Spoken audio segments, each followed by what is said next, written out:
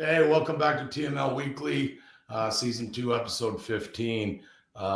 Just the two of us again this week. Nolan still a little bit under the weather. I guess he's recovering, but can't talk. So, we wish him all the best. Hopefully he's back here next week. And it's been one of those runs where you think everything's gonna the world's gonna end, and then they come back and that performance of Montreal was outstanding on Saturday night. Obviously, after they spotted the Habs 3, but really liked the way they kind of handled business and showed really what Montreal. I think they've got a good young core. They're not ready. They're not close. They went on a little bit of a heater. I don't have them in the playoff spot, but if they keep doing well, you never know. And then what was the last one? Tampa. It looked like a real good effort again. Matthews seems to be. I don't see anything wrong with him. So hopefully it continues and he stays healthy here, because he's driving the bus for sure. Matthew Knies has been outstanding. Marner's been outstanding. It's been nice to see the big guys making a difference and earning their keep. What are your thoughts on the week? Well, listen, what I'm thrilled about, what I'm absolutely thrilled about, is that I was wrong. This team is different, John. This year is a different version of this team. Coming off where we were last week and that first game against Dallas, Dallas beat the pants off of us. And the issue wasn't so much that we lost, it was how we lost. We were lifeless. That building was dead. I had a buddy at the game, and he just said, it was Matthews had that goal in the first period, and you thought, here we go. And that was it. It was goalpost heaven and not a lot there afterwards. And it was, in years past, that 3-game losing streak would have been win 1 and then go down 2 more. Win 1, go down 2 or 3 more. And man, listen, that New Jersey game, I'm not going to beat the Sheldon Keefe train into the ground, but all I'm going to tell you is I had no fear down a goal with 5 minutes to go that we weren't going to win that hockey game. None.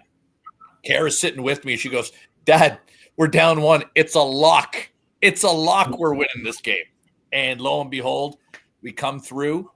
And again, let's look at the start of that hockey game against Montreal. Not the start that you want. And in years past, that would be the game that would get away from us. And it would be a 6 or a 7-1. And you know what? We would sit there and we would go, man, what's wrong? Is it, you know what? We're talking about Morgan Riley, and we're talking about Knies, and we're talking about everybody. And you know what? Under Berube, I don't know if you noticed this. Like I've paid great attention to this. There's no panic on that bench. They got down 3 in that first period. Nobody on that bench had their head hung. Remember last year around Christmas time when Samsonov was going through the trials, and that first shot would go in from the blue line, and you'd see the entire bench hang their head, and you knew we were in for a long night. This is a different team. I love it. That comeback, the resiliency that we played with, I loved every minute of it. Watching. Listen, that Tampa game. Did you catch any of that Tampa game the other night, Johnny? I did. I was out. I think we listened to some Jacket Hockey, and we listened to maybe the first, and then I watched the second and the third. So, listen, if you haven't watched this before, I would encourage you, pay attention to Matthew Knies. Matthew Knies in that game showed absolutely why he is a legit player. He made a little one-touch pass to Matthews on that first goal. Yeah. That was elite, John. Absolutely elite. Nice. It was on for 0.8 of a second, and then Matthews does what Matthews does. And again, if you watch that game, it wasn't necessarily about the goals that he scored. It was why he scored them. He was in the exact right position at the right time. And he's been outstanding away from the puck. And the development of Matthew Nyes, and I'm giving full marks on that to Craig Berube. Since he's challenged him and come out and said he needs more from Matthew Nyes. Matthew Nyes has been a different hockey player. Yeah, he's been great. He's still got to figure out what his next deal is going to be and how that relates to what you're going to offer Marner, and then maybe make a decision, right? 100%. Yeah, I'm tough on the Marner one because if he's not going to sign here, Darren Ferris says to Brad Treliving at this point today, we're going to free agency. We're not doing a deal in the season unless it's this number. You got to look at getting assets. I'm telling you, you got to look at getting assets and I don't want to go in even. It wouldn't hurt as bad if they won a cup, but if they go and get knocked out in the second round of the playoffs and Mitchell Marner walks away, that's gonna hurt the development of this program for a long time. I wanted to talk, Johnny, about. I know you got some viewers' questions that we'll get to here in a bit. Not going to be a long show tonight, folks. We're just kind of there's a lot going on in the hockey world. I mean, the Vancouver stuff with Miller, obviously. There's been several deals really close. We've talked about them in our group chat. It blew up against the Rangers or with the Rangers. I know Jersey's been in. Carolina's. There's a lot of teams that would covet this player, JT Miller.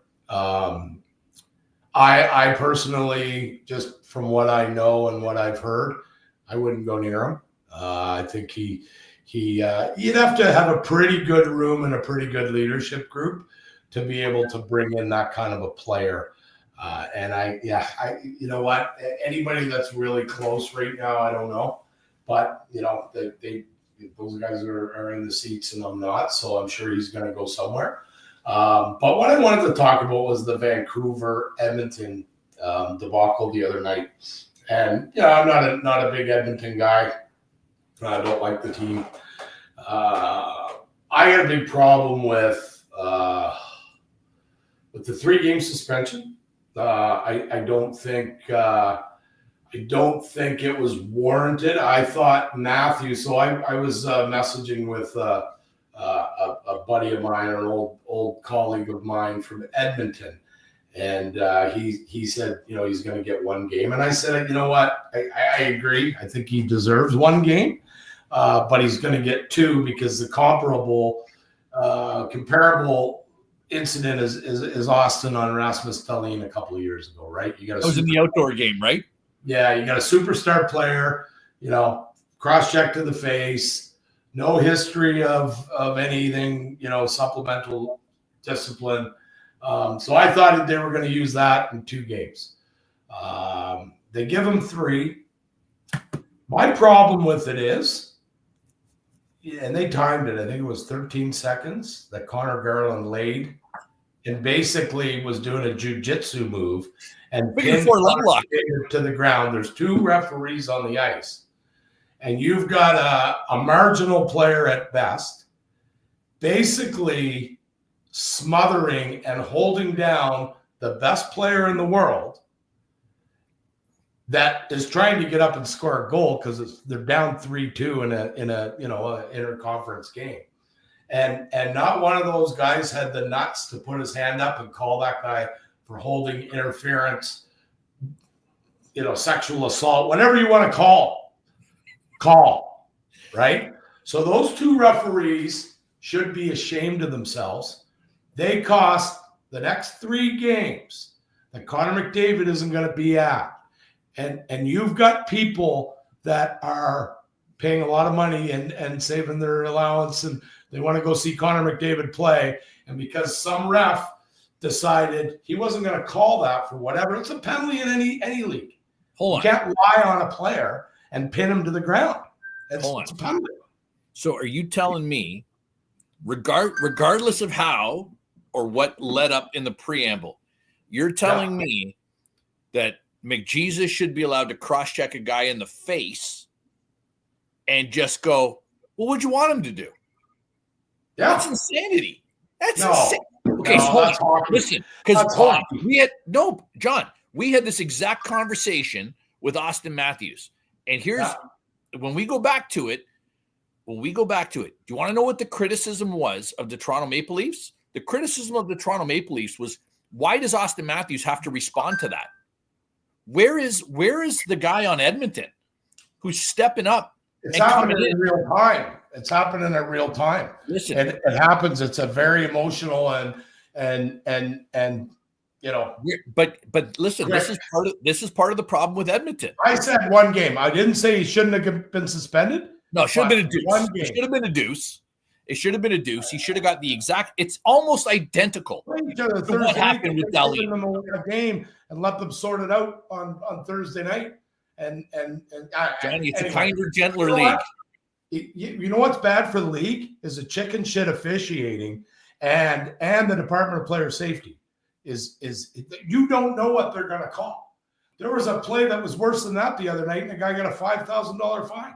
Well, listen, if we're going to talk about the Department of Player Safety, we could do an entire show on the inequities of the Department of Player Safety. Yeah. Okay, that is, I don't. You know what? It's no different than I'm trying to figure out, like in football, you know, you're trying to figure out what is the ref going to call, what is he not going to call. Let's find out early in the game. He's calling everything. Okay, you know you can't do a damn thing. The Department of Player Safety, you have no idea from one day to the next what's a suspension, what's not a suspension, what's a 1 game, what's a 5 game, what's a 3 game. That's not my issue here. My issue here is, let's be clear though. Do we agree that McJesus should have been suspended? Yeah, I do. So if we agree that McJesus should be suspended, the only real fight is how long. And so listen, you're saying 1 game, I'm saying 2 games, the league's saying 3. I mean, okay, fine. Here's a memo to Edmonton. You're not that good without Connor McJesus. If he's got to be out there defending himself, you guys got bigger problems. You need a goalie who can stop pucks on a regular basis. But you know what you also need? With Evander Kane out of the lineup, you need somebody to help. Because if McJesus is getting bullied like this, that's not a good sign in Edmonton. In Edmonton, I'd be a little getting bullied. That's not good. Guy draping all over him is not getting bullied. That doesn't warrant a tough guy to come in. That was Connor being emotional and saying good. Did you see Chris Pronger? Did you see Pronger's quote? But John, this is not the conversation we had when it was Austin Matthews. When it was Austin Matthews, it was Austin Matthews is getting bullied in front of the net by Rasmus Dahlin because there's no tough guy on the team. Yeah, he was cross-checking him, John. You're talking apples and oranges. I don't think so, man. I think it's the same thing, just different players. Right? This wasn't an incident where somebody needs to jump off the bench and jump 5'3" Connor Garland. This was a reaction based on the deficiency of the officiating crew, that when the best players in the world that people pay the money, people aren't going to watch Connor Garland. They're going to watch Connor McDavid. And when Connor McDavid can't do his job because some, marginal player, I'm going to be nice here, is lying all over him and drapesing all over him, and the refs can't realize. So then they put this situation to the forefront because now McDavid gets up and they're yapping. And you know what? Good on him. Good on him. And I'm glad he did it. I think shame on the NHL and shame on the officials for not letting the best players play. That would have been prevented. If that arm goes up right then, hey, he's been on him for 10 seconds, holding, boom, power play. There's no cross check. Nobody needs to defend anything. No, that's fine. Dirty.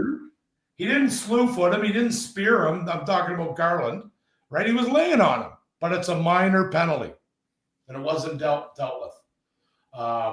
So anyway, whatever. They got to let I heard that McDavid may just kind of scale back the press he does and the stuff that he does for the NHL. Good, I would too. Absolutely, do it. Anyway, the best players have to be able to play. What about that little kid? I don't know what Edmonton's schedule is. Can you pull it up? Yeah. So what about the kid in, Utah, let's say, that saved all his money and got Christmas money and bought a ticket because he wants to go see Connor McDavid play hockey, and because some marginal player laid on him for 15 seconds and the chicken shit refs don't put their hand up, now that kid doesn't get to see his hero, right? People don't pay money to go see the referees or Connor Garland for that matter. They go to see McDavid and Matthews and McKinnon and Makar and Kucherov, right? So the league has to do a better job of, and I don't want to say protecting these guys, because Connor was never in harm's way, right? Never in harm's way. He was being laid on. That was it. But it was during the game. It's a penalty. So the 3 games we've got, he's going to miss Washington, he's going to miss Vancouver, and he's going to miss Buffalo. Yeah. All I'm saying, suspend him for the Washington game, and then let them deal with it in Vancouver. Hold on. Do the same for Myers. All I'm telling you is, though, are you trying to tell me that you're surprised? I just want to be crystal clear. Are you surprised that a major professional sports league doesn't care about the average fan? Like, what are we talking about here? Like, if look at the NBA, John, the NBA rests their players. On an average basis, the stars don't play. We call it load management for Kawhi Leonard, right? And he plays once every 3 games, and everybody's thrilled and he's going to be great for the playoffs. Isn't it going to be wonderful? Let's not pretend that the athletes care. They don't. Let's not pretend that ownership cares. They don't. And let's not pretend that the league cares. They don't. It's about revenue. And as long as the revenue comes in, it doesn't matter, John. No. It doesn't matter. It doesn't. If it did, are you talking about all sports, or are you talking about football and baseball and basketball? I'm talking about all sports. No, because hockey players care. I mean, okay. I'm telling you, they care. I mean, okay. I'm sure most do. When was the last time a superstar in this league said, "Hey, I'm going to take a couple days off because I don't know. Austin Matthews flew to Germany and won't tell anybody why he was there." Yeah, that's got nothing. That's apples and oranges. Hockey players care. They care. I'm not saying don't get me wrong. I'm not saying hockey players are not the best of the bunch, but I'm saying on a relative basis, they don't care about fans. Let's be clear. They have no problem taking extra cake on the front end or back end of a contract and knowing that the average guy can't afford to go to a hockey game. So what do you think they should take? To just say, "Oh, I don't want to make what I'm worth"? It's not what. That's not. Well, it is. No, the reality is. You're saying that a pro hockey player that has an average 4.5 year career in the NHL, an average career is 4.5 years. Yeah. So I should take less money. That doesn't mean they don't care about their fans. Hold on. Let's stop here. Okay, let's stop. Let's say the average salary of that player in a 4-year. What's the league minimum in the NHL? $9,875. Okay, let's call it 8. Okay, over a 4-year term, 8 times 4 is 32. That's $3.2 million. On an average player, you're making $3.2 million in 4 years. The average person won't see anywhere near that in a lifetime. Now, follow me on this. Follow my logic here. You go to a card show. Honestly, probably going to be very tough to do, but listen, go to a card show. Okay, you're going to tell me that Matthew Nyes needs to charge $85 for his autograph on a puck.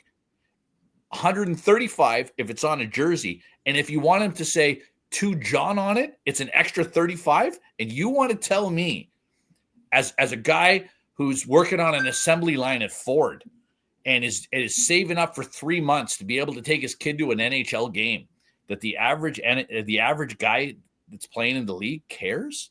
Come on, man. What are we talking about? I'm speaking from a player and a coach perspective. And I'm talking from a fan's perspective. Disagree. Yeah, but I'm talking from a fan's perspective. If you're a guy that's making $60,000 a year and you're paying your mortgage and you're paying to have your kid in hockey, and then that kid falls in love with Matthew Nice. He loves Matthew Nice. And what is Matthew Nice? He's a really good young hockey player, right? And you find out he's doing a card show in Toronto, and you want to take your kid, and you've got to pay $30 to get in, and then for the privilege of being allowed in there to look at all the sports memorabilia, now you want to get an autograph from Matthew Nice. Do you tell me that Matthew Nice let's say he only plays 4 years and he makes $3.2 million. Does Matthew Nice need to charge that kid $75 for an autograph? That's an ancillary source of revenue. If a kid's waiting outside where the guy's... There's always an answer. That's all I'm saying. There's always an answer. Yeah, but if Matthew Nice walks out of the ACC tomorrow night and we're at the back door and my son walks up and says, "Hey, Matthew, could you sign my jersey?" Matthew's not going to say, "Sure, buddy, give me $135." No, you know what? And $135. They're probably going to put their head down on bucks. Matthew's not getting that. Well, he's getting a piece of that. I don't know what. Could be, 50, 70. I have no idea. All I'm saying is you're asking me to feel bad for a player who's making $3.2 million. You're talking nonsense again because we're talking about the fact that the NHL isn't protecting the good players, and then it turns out it's a whole other. It's a whole other. Too much. If I had a stick right now and this was VR, I'd cross-check you right in the face. And yeah, you would. Wow. Right? Yeah, you would. That's okay. You know what? I might throw. I could throw a little bit. I might get knocked out, but you know what? I would do the exact. I can make you look like this. You know what I was going to say? I was going to say I'd be like Ryan Reeves, but that would mean I'd actually throw a punch. But anyways, that's a story for another day. Okay, so let's talk about, I got a couple of questions here from people here. Cindy Klein, one of our watchers, has said, in her opinion, the year feels different so far.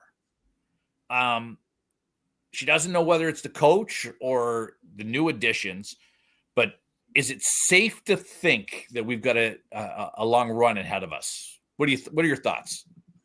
I mean, obviously, yeah. I say this every year though. They've had the personnel to do it. Sure, I love what Craig Berube's brought to the table and the accountability and the never quit. He's not afraid to challenge them, this and that. But if they had caught lightning in the bottle, and got a couple of bounces the last 2 or 3 years, that team could win. So yeah, I'm optimistic for sure. Health is going to come into it. I think the chemistry's there. I think they move stuff around. I think they've got to step on the others in the Atlantic finally. I'm not sitting here thinking, oh shit, you got to play Tampa or Boston or Florida again. To me, I think, I think this team could have, if they play to the potential that we've seen and play the right way and stay healthy and get a bounce and get a good call and all the things that can, that fine line between winning a playoff series and not. They got to have a couple of bounces, a little bit of luck, for sure. I think the biggest challenge will be, whoever comes out of the West, honestly. I don't see anybody in the East that can match this group. And if Toronto can keep winning, even John, I don't see Washington. I mean, Washington obviously has had a phenomenal year, and Spencer Carvery's done a great job going over there. How about Logan Thompson? I see them as a team that goes deep in the playoffs. I just don't. I don't. They're playing very, very well. Don't get me wrong, but that's not a team that would scare me if I were the Toronto Maple Leafs. And Toronto, is right there with them, a couple points difference. Toronto gets home ice advantage and gets the last change right through the East. They're going to be a very, very difficult team to beat. Okay, so listen, two questions here, and I think they kind of build on each other. Austin Juby was talking about the power play, and our penalty kill, and kind of where we are, and kind of what you see as the difference. And just, but before I hand it over to you, I just want to talk about the power play, because I think what we need to do when you're looking at the Leafs power play is you need to acknowledge the start to the season and probably about the beginning of November. And you've got a new coach coming in with a new system, and he's got new ideas, and we're cycling different players in, different players out. And listen, for October to November, we were a disaster. I think we were clicking at 8%. It didn't matter. You and me could have been playing forward for the Leafs and we weren't scoring, or, we would have scored at the same clip. But from about the beginning of November, we're clicking at about 20 and a half, 21%. I think we're about 8th or 9th in the league overall. So, I mean, the rebound has been nice. It's been substantial. It doesn't take away from where we started. What I applaud, and it's something that I really admire about Berube and what he's done, is he's not afraid to go abstract. We're running with five forwards. What I like is, you know what? Tavares goes down, and we should be problematic in front of the net. Bobby McMatthews slides right in there, and McMatthews has been great playing in that Tavares role. And that almost makes me wonder, can we move Tavares down to a second pair unit on a go-forward basis? If McMatthews can show that he can be that guy, Johnny, I really like where we are. And as a coach, if you can keep that number, penalty kill percentage and your power play percentage in and above 100, I think we're at 102 or 103 right now. That's generally a win. Yeah, you know what? I like it. I'm not a big fan of the five forwards. I'm just not. I don't like the risk involved there. But again, we're trying stuff up right now. We're they're moving guys in and out and doing what they have to do. I think they're in a really good spot. I love the PK. I love the fact that they're aggressive. They don't traditionally sit back and play that box. It's a little bit more of a diamond with a little bit of aggression, as long as you have pressure on the outside. Yeah. Yeah. So, if you've got a 50-50 or even a 40-60 chance at getting to a loose puck, they're collapsing. But it's not just the collapse on the puck. It's what the other three guys do that are out there, right? Then they got to go into a formation that's similar to a 5-on-3, where you got a triangle that's low heavy, right? Two guys low and one guy high, and they're adjusting to that. They're getting sticks on pucks. Real good takeaway numbers, right? They're actually winning those battles, and that's the stuff that you win, right? Special teams in the playoffs. Everybody underestimates how important it is. But, if you can be a plus team on the special teams, you're probably going to win that series. That's a fine line of playoff hockey. And, Johnny, right? Here's a great stat for you. When the Leafs win the power play goal number in a game, we haven't lost all season. Yeah, wow. And listen, we've watched this team so often in the playoffs. What's the one thing that we can't seem to do in the playoffs? We can't seem to get that power play goal, right? When Vegas? Oh, I thought you were talking about something else. No, but do you know what I mean? In the playoffs, when we have trouble putting the puck in the net, right? Sure. That's harder, right? Let's face 100%. It, it's harder. So teams are ready. I see it at my son's age. They, we had kids in the first half of the season that were walking, scoring 4 goals a game because teams aren't structured and teams aren't, seasoned enough to play that fast pace. So you got, individual good players will look like, Gretzky in the first half, but now that it's tightened up, now you'll see the scores come down. It's not 8-6 anymore. It's 4-2 or 3-1 or 2-0. And the cream rises to the top, right? The good players are still going to score, maybe not as much, but the kind of one-hit wonders aren't. They're just not, right? And that's anyone. What I think and this is where I think this team is different from years past, is in years past we were playing these games, but it was pond hockey. We were going up and down the ice. There was no real defensive commitment. Guys like Chris Tanev and OEL have really made a difference with this team. Berube and his approach to the game. And I'm going to go back to how we kind of started this with Montreal. There was no panic. We were down 3 sheets in that Montreal. There was no panic. That team recognized, if we play the way we're supposed to play, we follow the process, we're going to be okay. And lo and behold, you know what we were? We were okay. Last question of the night. Does Craig Berube legitimately deserve Jack Adams' thoughts? Yeah, but he's not going to win it. But does he deserve to be in that conversation, though? Yeah, I would. I'd have him there. Yeah, I'd have him there. Yeah, listen, me too. And like what I love, I love the calmness. I love the approach.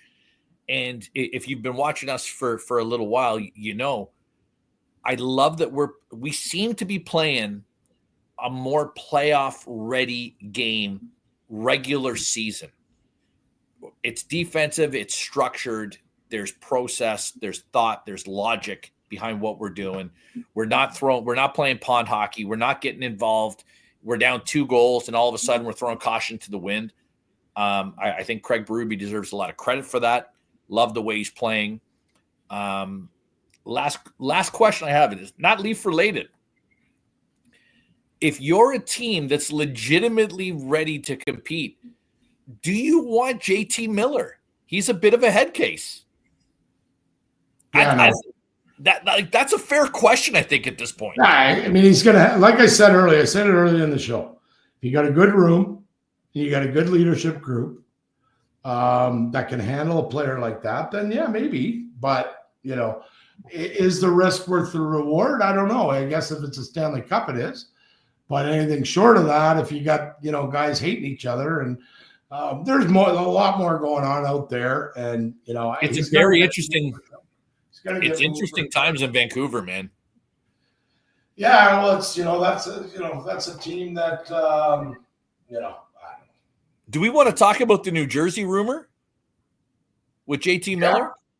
Yeah, there's a couple. I mean, I was getting some texts the other night for some pretty inside people that were like, I texted you. They had a deal with the Rangers, and I think it came down to another. It was Chittle, a first, and maybe is there a defenseman named Lindbergh or Lindgren or something? Yeah. So it was those 3, and then there was something else that I don't know whether it was a prospect. It was the New Jersey one. Do you remember the New Jersey one that you sent? And I was like, listen, if you're New Jersey, Jersey's offered Dougie Hamilton, but like now, if you're New Jersey, I don't know how that deal makes sense for them. Well, I think it would have taken Hamilton and Nemec to go. And I think Vancouver would have flipped Hamilton somewhere else, right? Nemec's going to be a stud, right? Listen, Nemec is the real deal, dude. I have no doubt in that kid's ability to play in the league. That guy's going to be a stud for a long time. Who does Toronto have this week? We've only got 2 this week. We got Columbus coming up. And hold on, I got to find out who we got on Saturday. If you want to cover me, Johnny, while I look this up. Or not, you don't have to cover me.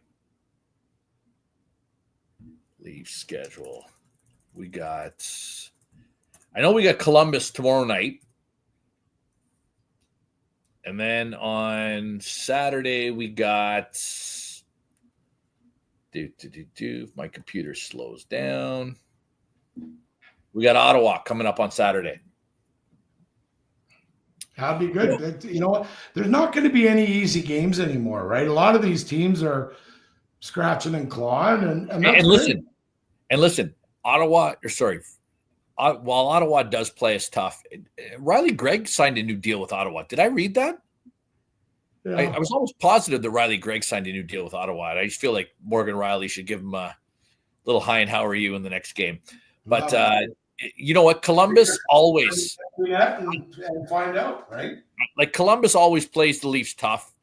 But more than anything, listen, I was the first guy last week.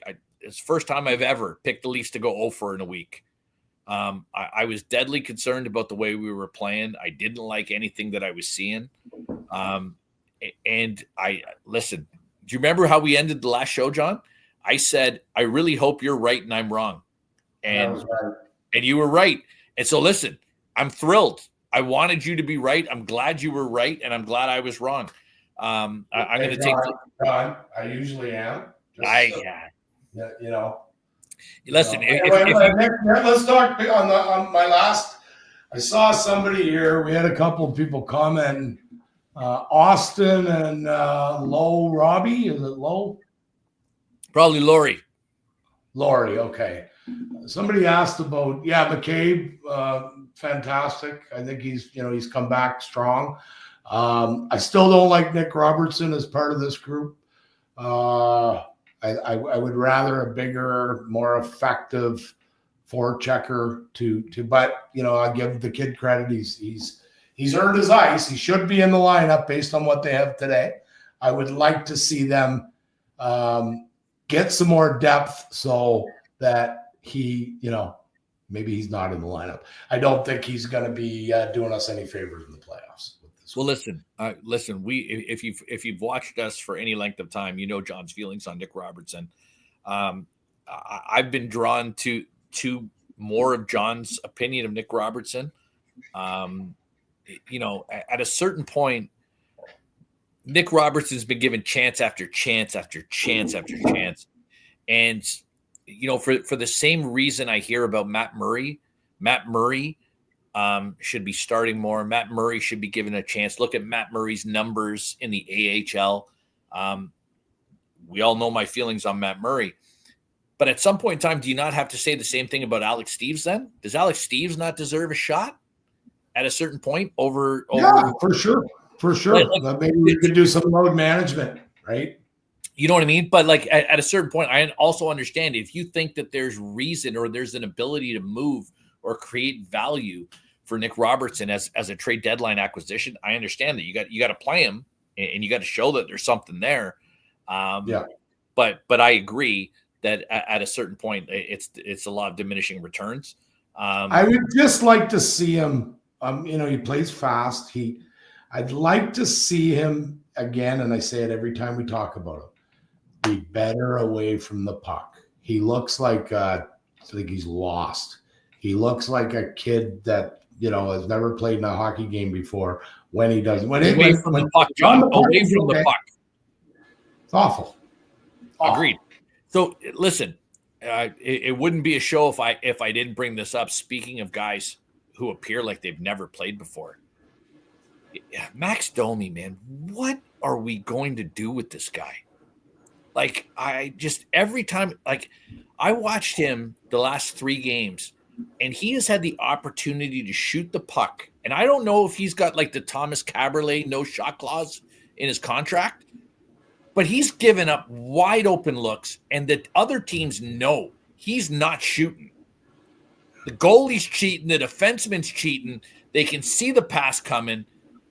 At some point in time, we've got to expect more from Max Domi. And I don't know what the answer is there, John. I don't know, if you move him up and you play him, sound like a broken record because we talked about this 2 weeks ago. We do all the time, I know, but at a certain point, but everybody doesn't have to score to be successful on a team.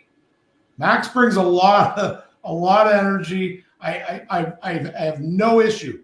I don't look at the score sheet and and rate how a player's performing. I look at what the sum of all parts do, and Matt, I want to call him Ty. Max Domi is one of those parts. I think he's been effective. I really do.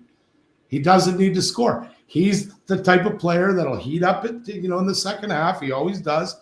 I think he'll be a better player in the playoffs than he's been all season. But again, I had no problem, right? Yeah, you know what? There was a play last night where he kind of dished it. He should have shot. But yeah, I've been fine. I've been fine with Max's game. The record speaks for itself. Everybody's not gonna. You can't have 40. You can't have 20, 40 goal scorers, right? And I know there's some criticism of him out there, but I don't see it. I'm fine. Okay, last question before we go. I had this is the fourth time you said that. I'm ornery today. I haven't had much sleep. Don't be so negative. You're so negative. Yeah, a lot of negativity coming from you tonight. It's the nonsense. I love most of your couple. 75% of the time, you're so negative. You actually sound like you know what you're talking about. So negative. But it's that other 25%. You're so negative. I'm just saying. Okay, so listen. The last question that's come in tonight from Dave, who asks, Morgan Rielly is not, in his mind, living up to what he expects from Morgan Rielly. At what point do you start to move Morgan Rielly around? And I don't know if what he's asking here is we keep moving guys like Jake McCabe is now moved off playing with Tanev so he can play on his off wing with Morgan Rielly. Is Morgan Rielly the problem, or is it the pieces that we're putting Morgan Rielly with? Yeah, I you know what? That's a really good question. And Morgan Rielly, a lot of the moves that this general manager and the general manager before him made were kind of around Morgan Rielly being their guy. Let's face 100%. It. We need a guy to play it with him. We need another top four, but that guy. Morgan Rielly's a good NHL hockey player. I don't know what his contract status is. I know he's got some tenure left. 7.5, I think 4 years left with a no move. He's got a full no move? Full no move. Yeah. See, I would have him in conversations if I could bring in a puck moving, not the guy that was hurt that was here last year, but a legitimate, a Parayko or somebody of that magnitude. That Jarvis. Yeah, for sure. He's on the block in Chicago. Chicago's got no fear moving Seth Jarvis. Oh, you're talking about that's Seth Jones. Seth Jones. Take that ticket back. Seth Jarvis. He's on Seth Jarvis. You're right. Different guy. I agree. But yeah, I think the game maybe Morgan Rielly's best asset, and I watched Morgan play midget hockey out west, and he's been a fan of his game has always been speed. He's 30 now, and he's not as quick as he was, but if he's got a no move, he's got a no move, right? So but yeah, I think they're in on I keep hearing Ryan O'Reilly as the 3C. And then there's multiple defensemen that are always rumored that Toronto will be in. I'd be knocking on Jersey's door if Dougie Hamilton's available. That'd be a nice fit over here. But hey, listen, I'm sure there's a player. I'm sure there's a player or two the AHL coach would like from us coming back. Yeah, Marner. Well, love him. Listen. Anyway. Yeah, I hear your Bills won, so now they get to go get beat by the Taylor Swift Chiefs, and all's good in the world again, right? Listen, I'm telling you, the bride said to me there was one play in the fourth quarter. It was second and goal from the 2, and I saw Josh Allen line up in a shotgun, and I thought he's 6'5", and you've got 2 other shots to get 2 yards. Why are you in shotgun? And she looked at me and she just said, you're going to have a heart attack. You got to simmer down, buddy. And you know what? Thank God that the football gods finally smiled on the Bills. I never say it, Johnny, but I feel like this could be our year. Wow. Well, you never know. You never know. But I got a message on another note, on another total sport. Like, Uh-oh. Starting to figure out that you're a little bit of a front runner. Okay. So I got a message from UNLV, the athletic department, and they said, hey, if you know that guy that yaps on the air and blah, blah, blah, blah, blah, tell him that he can turn his fan card back in, because no UNLV fan would ever be caught dead wearing a Notre Dame anything. Okay, so first of all, I'm telling you this. UNLV would never say that. First of all, UNLV football has just come alive in the last couple of years, and God bless us. But secondly, listen, the last name is Healy. We're Irish as Irish can be, and I will always cheer for Notre Dame over the evil that is Ohio State. Screw Ohio State and anybody that supports them. Get out of town. So we just got one more question here from this guy's a Canuck fan too. So what's okay, yep.